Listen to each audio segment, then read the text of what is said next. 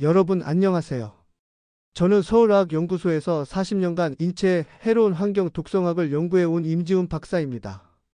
오늘 여러분께 들려드릴 이야기는 제 박사 생활을 완전히 뒤바꾼 정말 충격적인 사건에 관한 이야기입니다. 지금 여러분이 있는 그 공간이 바로 이 순간에도 당신과 당신 가족의 몸을 서서히 병들게 하고 있다면 어떠시겠어요? 겉으로 보기에 너무나 평범하고 안전해 보이는 집안의 모든 물건들이 사실은 소리 없는 암살자처럼 우리 몸속에 독소를 차곡차곡 쌓아놓고 있었다는 사실 혹시 알고 계셨나요?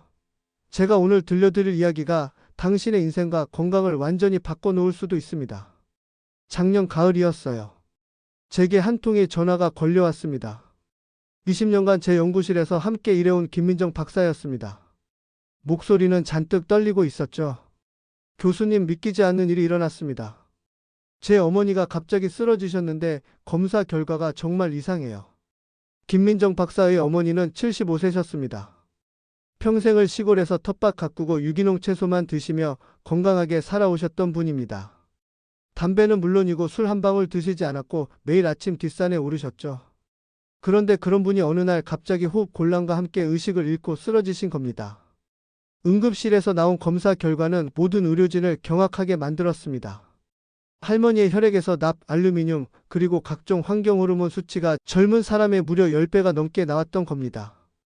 이럴 수는 없는데 40년간 환경 독성을 연구해온 저도 도무지 이해할 수 없었습니다. 대체 이 깨끗한 분의 몸에 이토록 끔찍한 독소들이 어디서 들어갔을까요? 김민정 박사와 저는 어머니 댁을 직접 방문했습니다.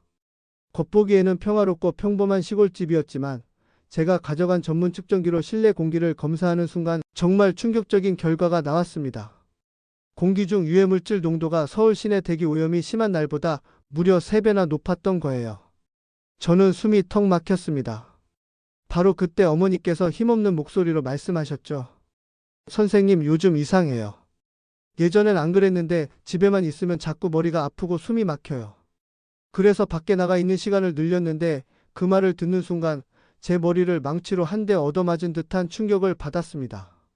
문제는 바로 어머니의 집안 그 익숙한 공간에 있었던 겁니다. 우리는 집안 곳곳을 샅샅이 뒤졌고 매일 사용하시던 물건들에서 소름 끼치는 진실을 발견했어요. 주방에서 매일 쓰시던 고무 재질 도마에서는 납과 카드뮴이 나왔고 10년째 쓰던 코팅 프라이팬에서는 1급 발암물질인 과불화합물이 검출됐습니다. 거실에 깔아놓은 폴리어마 비닐 매트에서는 성장장애를 일으키는 환경호르몬인 프탈레이트가 지속적으로 방출되고 있었죠. 더 충격적이었던 건 어머니가 건강을 위해 매일 사용하시던 가습기였습니다. 물통을 한 달에 한 번 정도만 청소하셨는데 그 안에서 세균 덩어리와 함께 미세 플라스틱이 검출됐습니다. 건강해지려고 쓰신 가습기가 오히려 독을 뿌리고 있었던 거죠. 이런 일이 비단 어머니에게만 일어나는 일일까요? 절대 그렇지 않습니다. 저는 그날부터 전국 각지의 가정집을 무작위로 방문해서 조사를 시작했고 그 결과는 정말 끔찍했어요. 조사한 100가구 중 98가구에서 기준치를 초과하는 유해 물질이 검출됐습니다.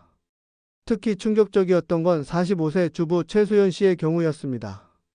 3년 전부터 원인 불명의 만성 피로와 두통에 시달렸는데 집안 조사 결과 15가지 이상의 독성 물질에 노출되고 있었던 거예요. 부엌에서만 7가지 문제가 발견됐습니다. 플라스틱 밀폐 용기들에서 비스페놀, 멜라민 수지 그릇에서 포르말데이드, 스테인리스 냄비에서 미처 제거되지 않은 연마제, 그리고 수세미에서는 변기보다 1000배나 많은 세균이 발견됐어요. 매일 이런 환경에서 요리하고 식사하셨으니 몸이 아플 수밖에 없었던 거죠. 이처럼 현대의학이 간과해온 치명적인 위험이 바로 여러분의 집 곳곳에 숨어 있습니다. 이것을 모르면 당신과 가족의 건강이 매일매일 위험에 노출됩니다. 하지만 이 간단한 방법 하나로 그 모든 위험을 차단할 수 있습니다. 수백만 원짜리 공기청정기나 정수기보다 훨씬 효과적인 단돈 몇천 원으로 가능한 방법 말입니다. 자, 본격적인 해독 방법을 알려드리기 전에 이 영상이 더 많은 분들께 도움이 될 수 있도록 채널 구독과 좋아요 버튼을 꼭 눌러주세요. 여러분의 작은 관심이 누군가의 소중한 생명을 구할 수 있습니다. 이제 여러분이 가장 궁금해하실 해독법을 알려드릴게요. 이영자 어머니와 최소연 씨의 몸속 독소를 모두 배출시킨 기적의 해독 음료입니다. 바로 마늘, 녹차, 미역 3가지를 사용하는 겁니다. 첫 번째는 마늘 우린 물이에요.